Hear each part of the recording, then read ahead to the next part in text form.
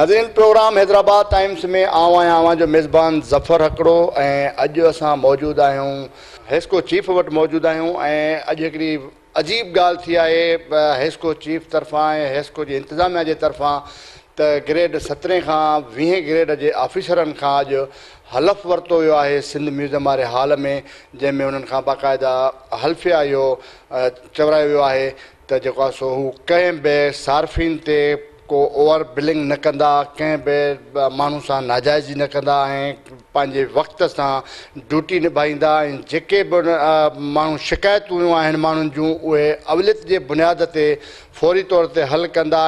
चोरी जी जेका बिजली आहे उहा बि पंहिंजनि इलाइक़नि में हलणु न ॾींदा। अहिड़े क़िस्म जी हलफ़ बरदारी कराई वई आहे ऐं थींदो त ईअं आहे त जीअं को बि तक़रीबन फोर्सिस जेके हूंदा आहिनि फोर्सनि में ईअं थींदो आहे त फोर्स जॾहिं बि पंहिंजी ड्यूटी जॉइन कंदा आहिनि या फोर्स पंहिंजे ड्यूटी में ईंदा आहिनि त उनजा मुलाज़िम त उन खां हलफ़ बरदारी वरिती वेंदी आहे, सरकारी मुलाज़िमनि खां हलफ़ बरदारी वरिती वेंदी आहे।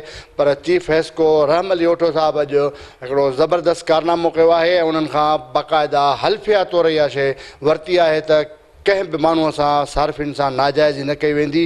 उन हवाले सां ऐं कुझु वापडा जा इशूज़ आहिनि जेके मुख़्तलिफ़ वापडा जा इशूज़ त हर दौर में रहिया आहिनि, हर मामले में माण्हुनि खे वापडा जे हवाले सां तमामु घणियूं शिकायतूं बि रहियूं आहिनि। हिन प्रोग्राम जो फ़ाइदो वठंदे हेस्को चीफ साहिब सां इहे बि असां जेको आहे सो वापडा जा जेके मुख़्तलिफ़ मामला आहिनि उहे बि ॻाल्हि ॿोल कंदासीं उन्हनि मामलनि ते बि। पर सभ खां पहिरियां अॼु असां ॻाल्हि ॿोल कयूं था जेका अॼु सिंध म्यूज़ियम में सरगर्मी थी आहे। अॼु सिंध म्यूज़ियम में जेको हलफ़ बरदारी वारो सिलसिलो कयो आहे ऐं 17 ग्रेड खां वठी 20 ग्रेड जे ऑफिसरनि खां हलफ़ बरदारी कराई वई आहे त सार्फ़िन सां नाइंसाफ़ी न कई वेंदी ऐं बिजली जी चोरी न कराई वेंदी। इन जो छा सबबु आहे, इन जे बैकग्राउंड छा आहे? छा इहो सॼे मुल्क में वापडा जे तरफ़ां अहिड़ा अमल थिया आहिनि या सिर्फ़ु हेस्को हैदराबाद में इहो कयो आहे? असां प्रोग्राम कयो आहे हलफ़ बरदारी जो। असांजो फेडरल मिनिस्टर जनाब अवैस अहमद लगारी साहब उनजी हिकिड़ो प्रोग्राम आहे, उहो चवे थो त कंहिं बि सारिफ़ ते का बि ओवर बिलिंग न कयो। ऐं छो त कुझु वक़्तु अॻु में इहा ओवर बिलिंग जो कारण मुख़्तलिफ़ हुआ। जॾहिं माण्हू बिजली जी चोरी कंदा आहिनि त डेफिनेटली उन चोरीअ खे रोकण जे लाइ किथे में बि का ग़लति बिलिंग बि थींदी हुजे, पर हाणे जीअं त वाज़ह हिदायतूं आहिनि त कंहिं बि सारिफ़ ते ग़लति बिलिंग न थींदी ऐं उन सिलसिले जी कड़ी हुई।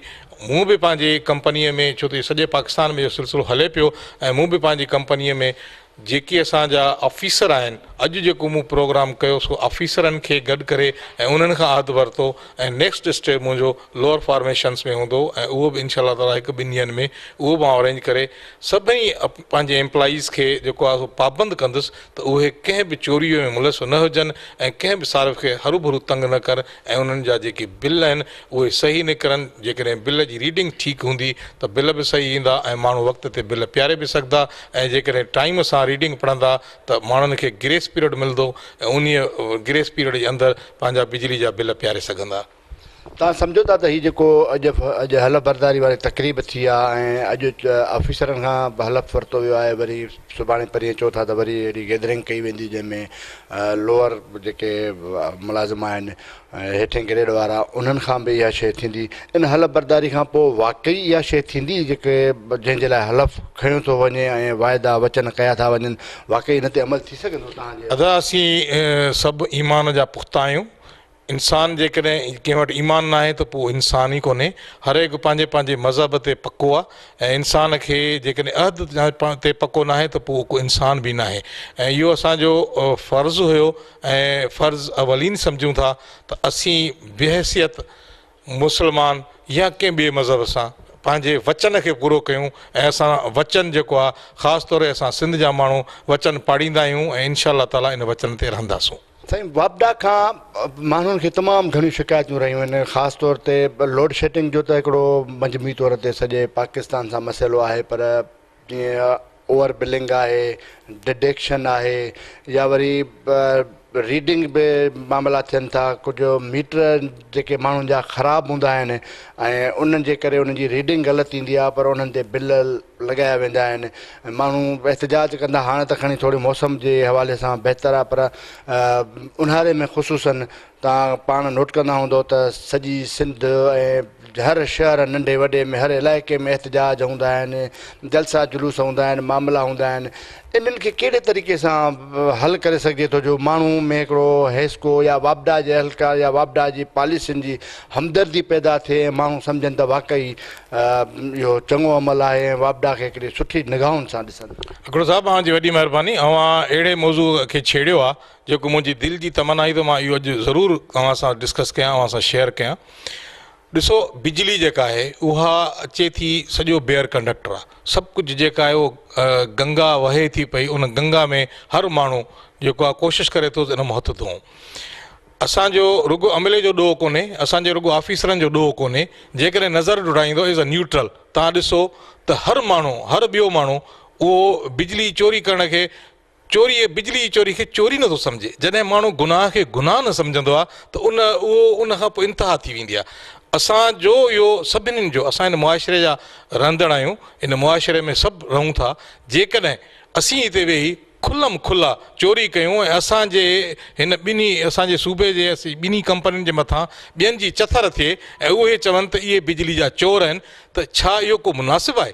असांजो माण्हू केतिरी चोरी कराईंदो, केतिरी चोरी आख़िर कराईंदो? तव्हां ॾिसो त हर ॿियो माण्हू अलाए छो फ़ख़ुरु थो महसूसु करे। सरंदीअ वारा माण्हू हिकिड़ा त ग़रीब वीचारा उहे कंदा आहिनि कुंडी जी बल्ब जी चोरी, ॿिया एयर कंडीशन हलाइण में फ़ख़ुरु महसूसु कंदा आहिनि, उहो बि चोरी जी बिजली ते। ॿियो त ठहियो, पर मुक़दस जायूं मस्जिदनि ऐं मंदरनि में उते बि चोरी थिए थी ऐं उहे चोरी में उन में इबादत कनि था। अलाए उहा इबादत कीअं क़बूल पवंदी, उहो अलाह ॼाणे ऐं उहो माण्हू ॼाणनि। हिकिड़ो त इहो मामिलो तव्हांजो ज़बरदस्त ऐं तव्हां हिकिड़ो माण्हुनि खे आगाही बि ॾिनी त हीअ मामला थियनि था, पर हाणे जेके बिजली चोरी जो इशू आहे उन में कुझु तव्हांजा जेके माण्हू आहिनि, तव्हांजो स्टाफ आहे, उहे बि मुलविस रहनि था।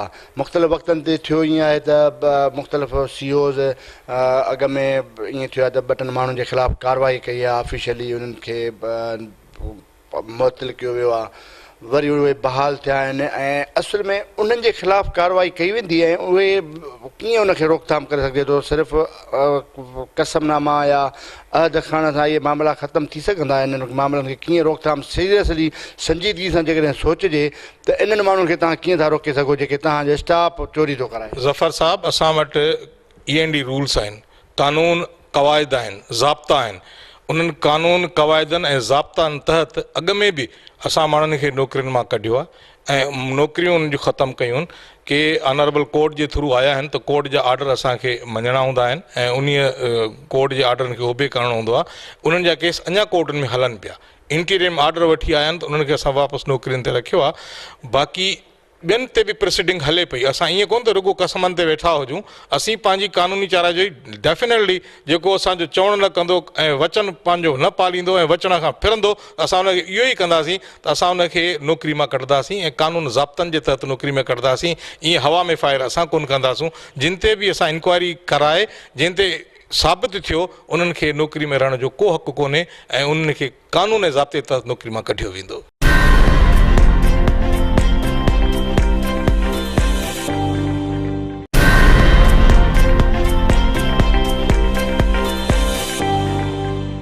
वरी इन ते हिकिड़ो ॿियो सुवाल पैदा थिए थो त तव्हां वटि जेका यूनियन आहे उन यूनियन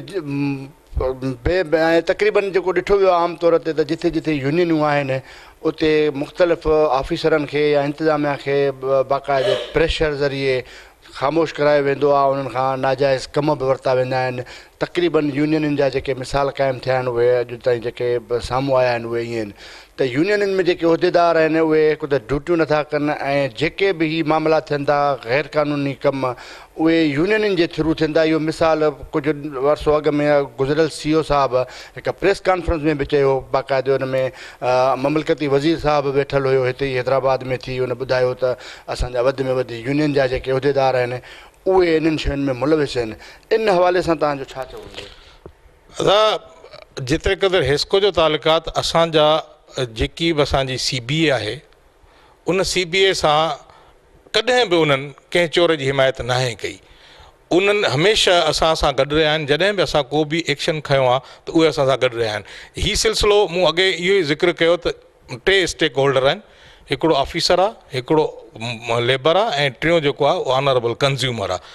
हाणे हिकिड़नि सां मीटिंग थी वई, ॿियनि सां मीटिंग जेको आहे उहो थोरनि ॾींहंनि में ॾींहं ॿिनि में आउं करे ऐं उन्हनि खे साॻिए नमूने जो हलफ़ बरदारी उन्हनि जी बि थींदी।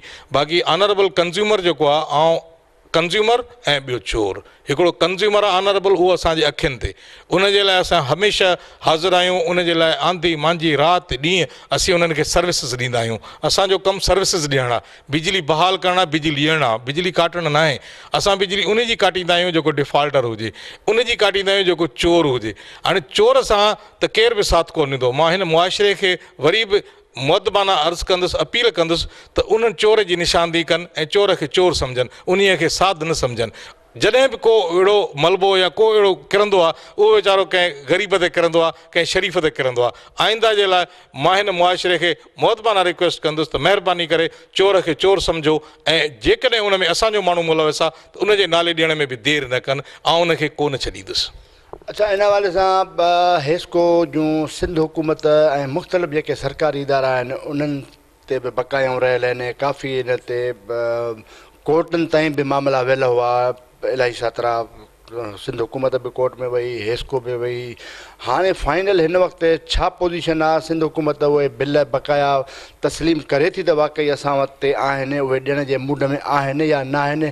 हिन वक़्तु छा पोज़ीशन आहे? केतिरा पैसा तव्हांजा सिंध हुकूमत ते रहियल आहिनि? अल्हम्दुलिल्लाह साईं मुराद अली शाह वज़ीर आला सिंध ऐं असांजे मिनिस्ट्री में जेकी असांजी वाटर ऐं पावर जी मिनिस्ट्री, उन्हनि गॾिजी वेही हिकिड़ो तसियो कयो, हिकिड़ी जाइ ते पहुता ऐं असां ॿिन्ही जे विच में जेके तनाज़े हो, जेको मुख़्तलिफ़ क़िस्म जी जेके इख़्तिलाफ़ात हुआ उहे ख़तमु थिया ऐं कंहिं असां अहदनामे ते पहुता आहियूं। ऐं हाणे हींअर असांजी का सिंध गवर्नमेंट में बक़ाइदात कान्हे।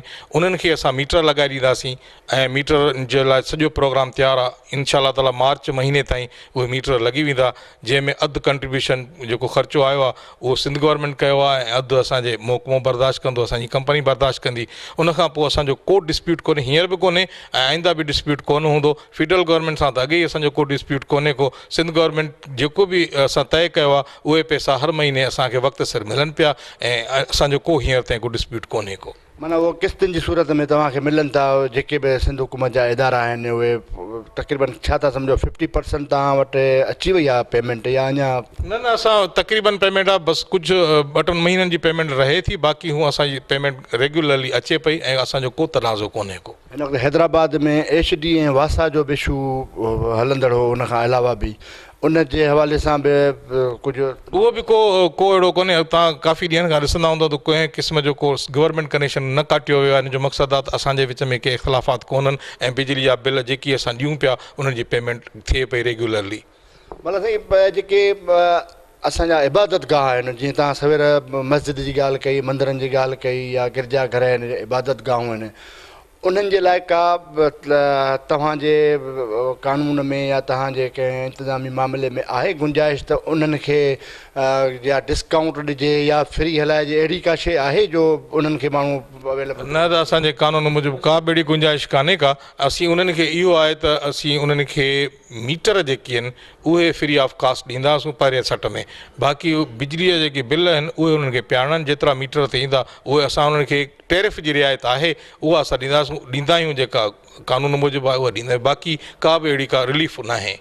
हिन वक़्तु हेस्को जा कंज़्यूमर घणा आहिनि ऐं तव्हां वटि टोटल मीटर रीडर केतिरा आहिनि? इहो सॼो स्टाफ ऐं छा उन में मीटर रीडरनि जी अञा ज़रूरत आहे, डिमांड आहे, या इहे स्टाफ जेको हिन महिल कमु करे पियो उहो बिल्कुलु सही आहे ऐं वधीक का गुंजाइश कोन्हे कंज़्यूमरनि जे हिसाब सां? जीअं असांजा जेकी हींअर कंज़्यूमर आहिनि उहे 10,70,000 आहिनि ऐं उनतीअ सां गॾु जेके असांजा मीटर रीडर आहिनि उन्हनि जी शार्टेज 47% आहे। 53% मीटर रीडर आहिनि, पर असां जेकी बिल डिस्ट्रीब्यूटर आहिनि उन्हनि खे बि लॻायो आहे त जीअं उन्हनि जी मदद कनि। उनखां पोइ बि मुंहिंजी 35% शार्टेज आहे ऐं हींअर ऑनरेबल मिनिस्टर साहिबु इजाज़त ॾिनी आहे, कुझु ॾींहंनि में असांखे रिक्रूटमेंट जी इजाज़त मिली वेंदी ऐं असां प्रोसेस एज़ पर रूल्स करे ऐं नई भर्तियूं कंदासीं ऐं नवां मीटर रीडर अपॉइंट कंदासीं।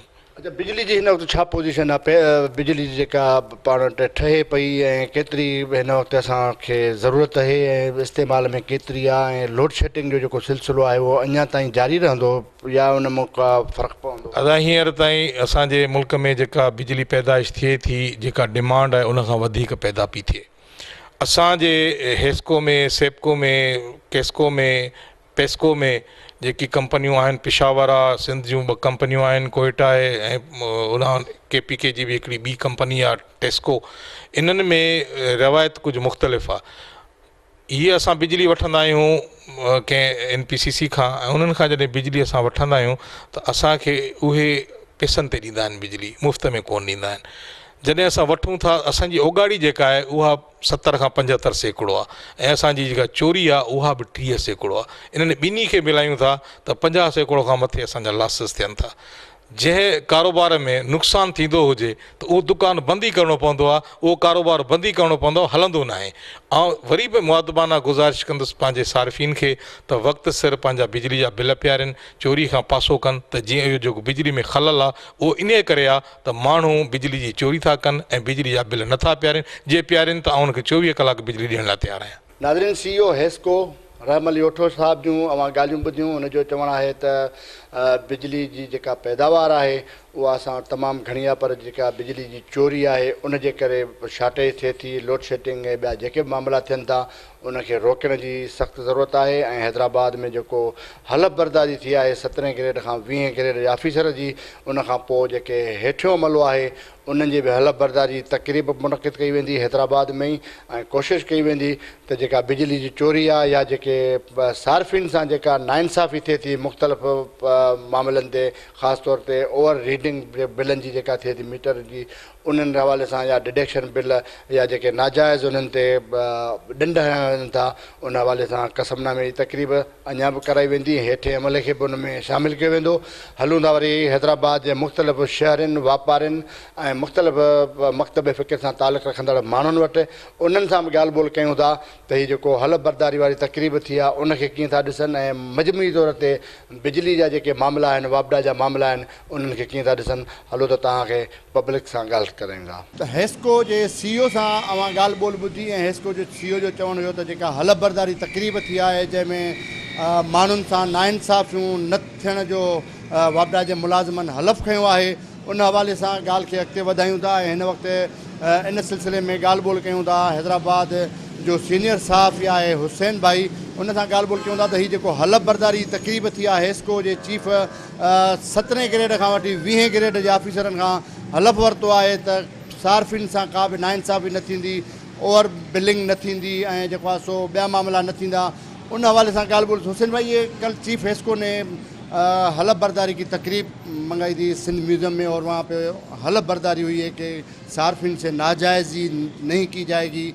क्या समझते हैं, इसमें कोई मामला तो होगा या वैसे के वैसे हलफ़ बरदारी के कोई फ़ायदा पड़ेगा आम सार्फिन को? मेरा ख्याल है कि मतलब हलफ़ बरदारी तो हेस्को चीफ ने अपने तौर पे एक बेहतर कोई एक कदम समझा होगा कि उसके नतीजे में शायद कोई कारकर्दगी बेहतर हो जाए उनके स्टाफ की जो फील्ड में होता है। लेकिन मेरा ख्याल है कि जो हेस्को का फील्ड में लाइन सुपरिटेंडेंट कह लें, मीटर रीडर कह लें, उनका ऐसा प्रॉब्लम है कि शायद वो मैं नहीं समझता कि उनके ऊपर कोई इतना कोई फ़र्क इससे आएगा, क्योंकि उनका जो बुनियादी काम है, अगर आप देखें कि मीटर रीडिंग अगर उनको लेनी है टाइम पे किसी भी एरिया की, तो वो मेरे ख्याल से टाइम पर नहीं हो रही होती है। आपका बिल हो, मेरा बिल हो, उसके ऊपर वो एक मोबाइल से स्नैप तो ले लेते हैं कि जी ये इन्होंने 10 तारीख को या 12 तारीख को या पहली तारीख को महीने की रीडिंग ली है, और वो फ़ोटो उसका अपना मोबाइल पे लग कर आ जाता है। लेकिन अगर आप उसको ग्राउंड पे वेरीफाई करना चाहेंगे तो आपको नहीं लगेगा, क्योंकि वो उस डेट की रीडिंग नहीं होती है अमूमन। वो हमेशा 10 दिन गुजर जाने के बाद की रीडिंग होती है, जिसको डेट वो डालते हैं पीछे की, क्योंकि उनका अपना एक बैच चल रहा होता है। अगर आप इनके लोगों से बात करें हेस्को के, तो ये बता दीजिए हमारा बैच चल रहा होता है कोई एरिया का, उस बैच में जो डेट्स चलनी होती हैं उसी डेट्स को फॉलो करते हुए चाह रहे होते हैं। मैं ये समझता हूँ शायद इस बैच के चलने की वजह से, या ये जो एक बेकायदगी है कि रीडिंग की अगर डेट लिखी हुई है उन्होंने कि उन्होंने 1 अक्टूबर को रीडिंग ली है, वो प्रैक्टिकली रीडिंग ली गई होती है 10 अक्टूबर को। तो जाहिर है कि उसका जो डिफरेंस है, उसका जितना फ़र्क आना है वो आता है कंज्यूमर के एंड पर ही, क्योंकि उसका जो स्लैब है यूनिट्स के यूज़ करने का वो चेंज हो जाता है, यूनिट्स आगे बढ़ चुके होते हैं, और उसका नेट इम्पैक्ट जितना आता है कि जब वो टैरिफ चेंज होता है 100 यूनिट के बाद, 200 यूनिट के बाद, वो जाके इम्पैक्ट आता है कंज्यूमर के ऊपर कि उसने वो डिफरेंट रेट के साथ पे किया होता है। हालांकि अगर वो पहले ही रीडिंग ले ली जाए तो शायद वो कम रेट्स के अंदर उसको वो रेट पे करना पड़ेगा टोटल बिल की मद में। मजमूई तौर पे आप क्या देख रहे हैं कि कराची से लेके कश्मीर तक पूरी सिंध में ख़ास तौर पे गर्मियों की मौसम में तो एहतजाज होते हैं, धरने होते हैं, लोग बेजार बने होते हैं वापडा के मामलात पे। क्या मसाइल हैं वापडा के हकीकत में जो लोगों को तंग करना, लोगों को परेशान, कौन से मसाइल कर रहे हैं वो?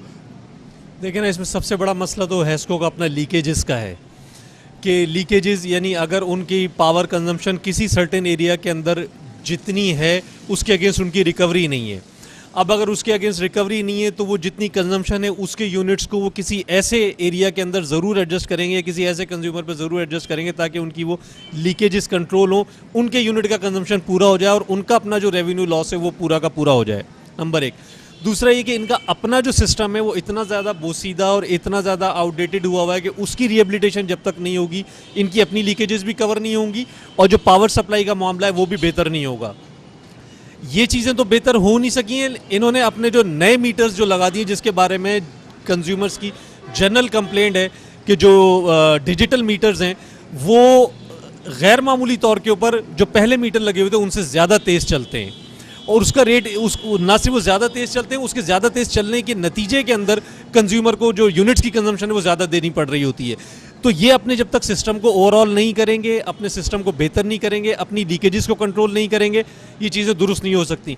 इनके अपने स्टाफ का जो प्रॉब्लम है, आप अपने स्टाफ को छोड़ें, आप किसी बाज़ार में चले जाएँ, मैं अपने प्लाजा में जहाँ रह रहा हूँ वहाँ पर देख लें, मुझे ज़ाती तौर पर पता है लोगों की डायरेक्ट लाइनें चल रही हैं, लोगों के डायरेक्ट AC चल रहे हैं। हम अपने 3 कमरों के फ्लैट्स के अंदर 500 यूनिट पे कर रहे हैं, जो समझ में नहीं आता कि 500 यूनिट 3 कमरों के फ्लैट्स में आने चाहिए या नहीं आने चाहिए। बहरहाल हमें लगकर आते हैं, हम उसको पे करते हैं और हम AC नहीं चला पाते हैं इस डर से कि जी यूनिट ज़्यादा हो जाएंगे।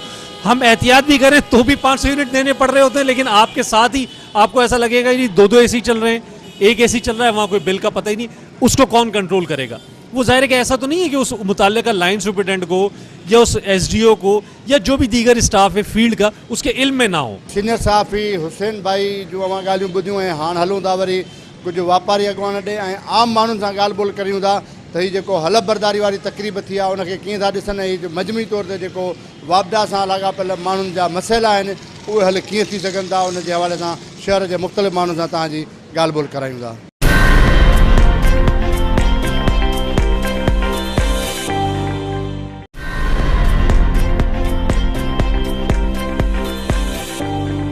हैस्को जे चीफ एग्जीक्यूटिव ऑफिसर सां बि ॻाल्हि ॿोल कईसूं ऐं सीनियर सहाफ़ी सां बि ॻाल्हि ॿोल कईसूं। हिन वक़्तु कासमाबाद बिज़नेस फोरम जे ऑफिस वटि आया आहियूं ऐं कासमाबाद बिज़नेस फोरम जो सदर रहमतुल्लाह सांद सां गॾु मौजूदु आहे, उन सां ॻाल्हि ॿोल कयूं था।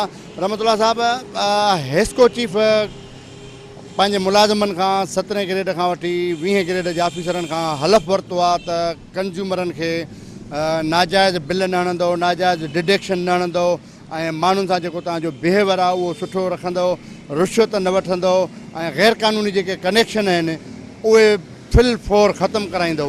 कीअं पिया ॾिसो हैस्को अख़्तियारनि पारां जेको इहा हलफ बरदारी तक़रीब थी आहे वॾी इलाही वॾी, हुन में तक़रीबन हैदराबाद रीजन जा समूरा ऑफिसर मौजूदु हुआ ऐं उन्हनि हलफ खयो आहे त उहो कंज्यूमरनि सां ख़ासि तौर ते जेको असली मेन हुयो मामिलो त कंज्यूमरनि सां नाइंसाफ़ी जेका ओवर बिलिंग थिए थी उहे न कंदा। इन अमल खे कीअं था ॾिसो? उमेद कंदासीं त उन मां जेकॾहिं 10% जेकॾहिं उन्हनि जा ऑफिसर इन हलफ़ ते अमल कंदा तॾहिं बि असांजी फतेह आहे ऐं हैस्को चीफ जी महिरबानी आहे। पर ॿी ॻाल्हि तव्हांखे एग्ज़ाम्पल तौरु हिकिड़ो ॿुधायां त जीअं पुलिस हिकु माण्हूअ खे धाड़ियल कंदी हुई उन जे ज़ुल्म खां हैस्को चीफ हर माण्हूअ खे ख़ुदकशी करण ते मजबूर कयो ऐं हिन महिल ताईं हैस्को खां जेकी नफ़रत आहे माण्हुनि जी, आम वापारियुनि जी, आम ग्राहकनि जी, उहा बर्दाश्त खां वधीक आहे। मां कोशिशि कंदुसि त जेके हैदराबाद ऐं सिंध जा माण्हू आहिनि जेके सिंध में ज़ुल्म आहे, हैस्को त सिर्फ़ु असांजे हैदराबाद माना इलेक्ट्रिक सप्लाई जो आहे, पर कोशिशि कंदुसि जेके असांजे पूरे सिंध जा ऐं पूरे पाकिस्तान जा अहिड़ा मोतबर ऐं ईमानदार हैस्को चीफ आहिनि उहे पंहिंजे सॼे स्टाफ खां कराइनि, छो त हीअ हिकिड़ी वॾे में वॾी माना हिन वक़्तु वापडा जेकी आहे ऐं उन हैस्को आहे उहा पैदागिरी जो ज़रियो आहे ऐं उहे पाण एतिरा माना मंथलियूं भरनि था जो उहे अची पंहिंजूं सुठनि माना पोस्टिंग ऑर्डर था।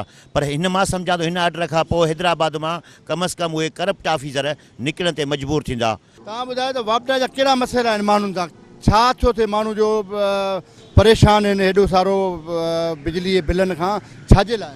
मेन मसइलो इहो आहे त ओवर जेका रीडिंग थिए थी पई डिडक्शन लॻे थी पई। मेन इशू कारण इहो ई आहे, हिते को चेक एंड बैलेंस आहे कोन। हर माण्हू जा हर ऑफिसर जा पाण हिते सिस्टम ठाहिया पिया आहिनि, मंथली वठनि था, रुॻो ई बार ग़रीबनि ते किरे थो पियो। जेके रोज़ कमाए रोज़ खाइनि उन्हनि जो 8-10 हज़ार बिल अचे, किथां भरींदो उहो? मेन सबबु इहो आहे ओवर रीडिंग ऐं डिडक्शन। लोड शेडिंग जो मामिलो, लोड शेडिंग बि हींअर कुझु बहितर आहे, बाक़ी न त हाल ॾाढा बुरा। गर्मियुनि में त जहिड़ो कर 24 कलाक मां 8 खां 10 कलाक लाइट हलंदी हुई, बाक़ी बंदि हूंदी हुई। हाणे बि इहा हालत आहे त सुबुह जो बंदि थिए थी त 2:30-3 वॻे मस अचे थी पई। अॼु बि लोड शेडिंग आहे, हाणे बि बंदि थिए थी। हींअर अॼु कोन थी आहे, मां सम्झां थो। कल्ह 3 ॾींहुं 4 ॾींहुं 4-4 कलाक 5-5 कलाक लाइट लॻी थो बंदि। तव्हांजो घणो बिल ईंदो आहे बिजली जो घर जो? सर तक़रीबन मुंहिंजो ईंदो आहे 3000 3.5 छा हलंदो आहे तव्हांजे घर में? अब नॉर्मल फ्रिज आहे, ट्यूबलाइटियूं आहिनि। हाणे त सियारो आहे, पखो को हलंदो कोन्हे। हलण वारी शइ आहे असां वटि वधि में वधि गरी हिकु मोटर क़िस्मती हलंदी आहे, ऐं वॉशिंग मशीन आहे, ऐं फ्रिज आहे जेके रेगुलर हलंदी माण्हू जे घर। मुतमइन आहियो वापडा जे पॉलिसियुनि खां?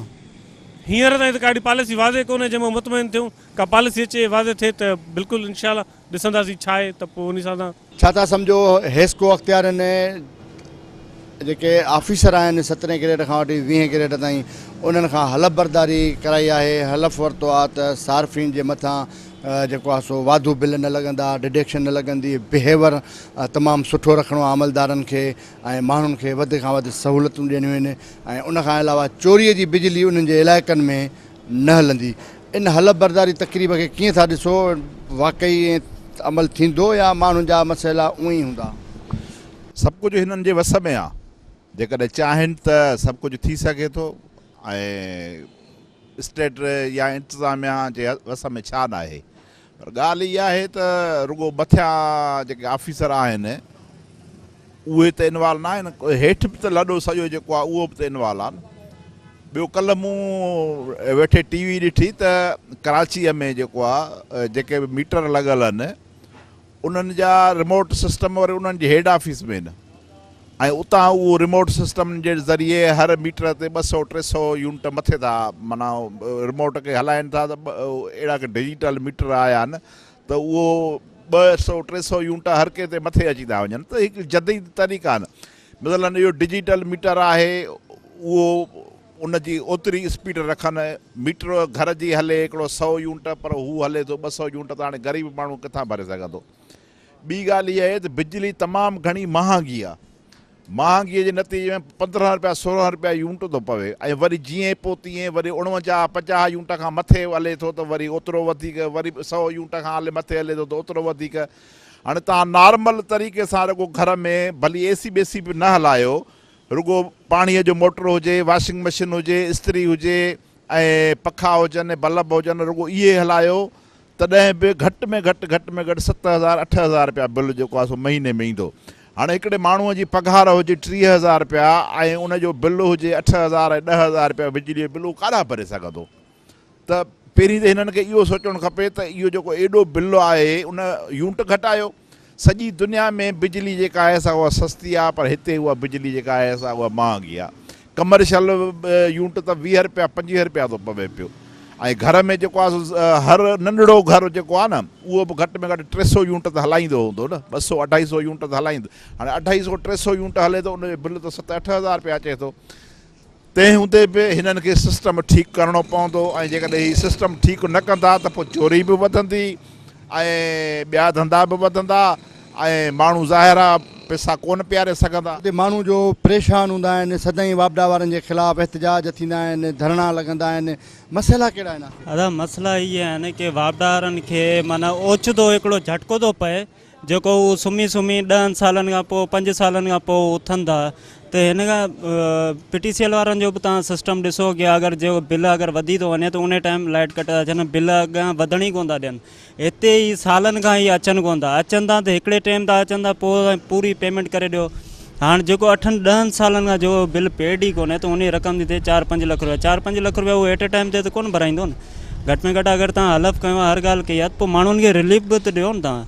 बाक़ी एट ए टाइम ते अची ऐं तव्हां हेॾा बिल कढे बीह रहंदा कि जेको आहे 4-5 लख रुपए जो बिल ठाहे ॾेई वेंदा कि इहो हाणे न को हुन में को किस्त जो को शेड्यूल आहे न को छा। इहो थोरो सिस्टम हिननि खे ठाहिणो पवंदो। बाक़ी जे अगरि इहे चवंदा कुंडी वग़ैरह, त कुंडी में मीटर सदोरा अहिड़ा ॾिना अथनि जेको बग़ैर लाइट जे बि मीटर हले पियो। इहो तव्हां ॾिठा हूंदा, तव्हां पाण ॾिठो हूंदो, उहो मीटर बग़ैर लाइट जे बि हले पियो। त उहो थोरो हेठां खां थोरी अगरि जे सफ़ाई कंदा, असांखे कोई रिलीफ बि त ॾियनि। अगरि कंहिं ते ड्यूज़ आहिनि त उन्हनि किस्त करे ॾियनि। उन हिसाब सां हाणे जो 8-10 सालनि जो जेको बिल रहियल आहे, यको हिकु यकदमि चवंदा तव्हां पेड करायो, इहो त कोन्ह थींदो, इहो नामुमकिन आहे। वापडा हेस्को जे तरफ़ां हैदराबाद में अमलदारनि खां कसमनामो वरितो वियो आहे त हू ईमानदारी सां कमु कंदा, कंहिंजे मथां नाजाइज़ बिल न हणंदा ऐं जेको आहे सो सार्फ़िन सां बिहेवियर उन्हनि जो सुठो हूंदो। इन अमल खे कीअं था ॾिसो ऐं सम्झो था त वाक़ई इन में बहितरी अची सघे थी? अदा असल में माना जे शयुनि जे रस्मी रवाजी हद ताईं थियण में त इहे तक़रीबूं बि भलियूं आहिनि। असेंबली मां बिलनि जो पास थियण बि भलो आहे, क़दरे जेकॾहिं उन जो हिकिड़े उन ई रवाजी अंदाज़ में, पर नज़र ईअं नथो अचे ऐं का ख़ासी इन में उमेद इन करे कोन थी नज़र अचे त ताज़ो हींअर नेब खे जेको हिननि मर्ज कयो वापडा सां, ऐं उन मर्जर बेस ते हिननि चयो त असीं 34% पेमेंट वठी माण्हुनि खे भला इन तरीक़े सां का लीनियंसी ॾेई उन्हनि जा बिल। तव्हां ॾिठो त हींअर हालति इहा थी जो माण्हुनि वीचारनि कर्ज़ पखा खणी कुझु टपड़ अॻिते पोइते खपाए करे वीचारनि जिन पैसा करे 34% पुराओ कयो नेब जो। ऐं यकीन कंदो त मूं मुंहिंजे अखियुनि सां माना माण्हुनि खे हिक खे न पर सवनि खे मुंहुं धिका खाईंदे ॾिठो, जिन खे आसरा ॾींदा रहिया त कमेटी ठाहियूं था, कमेटी में तव्हांजो को फ़ैसिलो हिकु तरफ़ो थियो त पोइ तव्हांजो बिल कुझु ई कोन थियो। हाणे वञी हालति इहा बीठी आहे जो माना जेकॾहिं कंहिं ते 4 लख 5 लख बिल हो त 2.25 लख हुन खां 34% पेमेंट बि वठी अथनि। हाणे वरी उहो मुरागी यूनिटी माना हुननि उहो जेको आहे उहो डिज़ॉल्व करे छॾियो आहे। सो वॾी जेको वॾो बहरान आहे उहो इंतिज़ामी सतह ते आहे, एडमिनिस्ट्रेटिव लेवल ते का कमीशन प्लानिंग कोन्हे। ॿी वॾी ॻाल्हि इहा आहे त मॉनिटरिंग सुपरविजन जो हिननि जो को मैकेनिज़म कोन्हे। हा तव्हां पाण ॾिसी वठो, हींअर बि तव्हां हलंदो या जेकॾहिं को बि हितां अमलदार को ॿुधण वारो चवे थो जेकॾहिं त असांजी ॻाल्हि का बेबुनियाद आहे त असीं अहिड़ा कंहिं बिल ॾेखारण जे लाइ तयारु आहियूं, पंहिंजे मर्ज़ी सां हणी मोकिलींदा। ऐं साईं बि हिकिड़े अधे पहिरीं ॻाल्हि कई त हिननि वटि यूनिट कैलकुलेशन ऐं उनखे चार्जिंग जो को हुननि वटि सेटअप सिस्टम कोन्हे, को पंहिंजी मर्ज़ी सां बिल लॻियो अचनि, माण्हू वीचारा किस्तुनि जो को तौरु तरीक़ो कोन्हे। सो हाणे ईअं न आहे त को ऑल ऑफ सडन हिकिड़े सुठे क़ानूनी निज़ाम में को माण्हुनि बग़ावत करे चोरी करणु शुरू कई आहे। लाइन लासिस हिननि जा पंहिंजा आहिनि।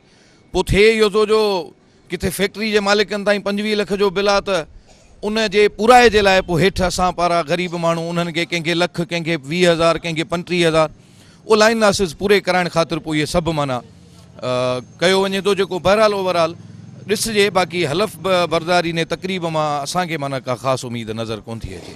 इहे ईंदा आहिनि जेके वापडा वारा, गंद कयो वञनि, धमकियूं ॾियनि, असीं हीअं कंदासीं साईं, लाइटूं कटियो वञनि, हलिया असीं ग़रीब माण्हू पंहिंजे पेट जी कयूं या हिननि खे बिल ऐं रिश्वतूं ॾियूं। असांखे कोन थो लॻे कोई अमल कराए सघंदा।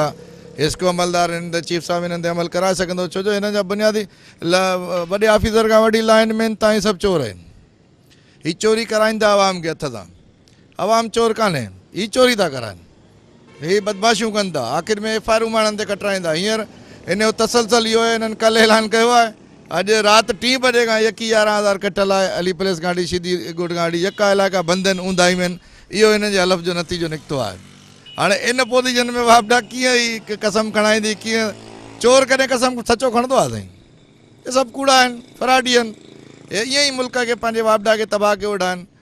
नाज़रीन, प्रोग्राम हैदराबाद टाइम्स में हैदराबाद जे सिंध म्यूज़ियम वारे हाल में जेको आहे सो हेस्को जे अमलदारनि खां ईमानदारी जी हलफ़ बरदारी जे हवाले सां चीफ हेस्को समेत मुख़्तलिफ़ जेको आहे सो वापारी अॻुवान आहिनि, तोड़े साफ़ आहिनि ऐं आम माण्हुनि सां अवां ॿुधियूं ॻाल्हियूं उन्हनि जूं त उन्हनि जो चवणु आहे त हलफ़ बरदारी जूं तक़रीबूं त बहितरु आहे, उन्हनि ते अमल कराइणु वधीक बहितरु आहे। जेकॾहिं उन्हनि ते अमल थी सघे थो त माण्हुनि जा केतिरा ई मसइला हल थी सघनि था।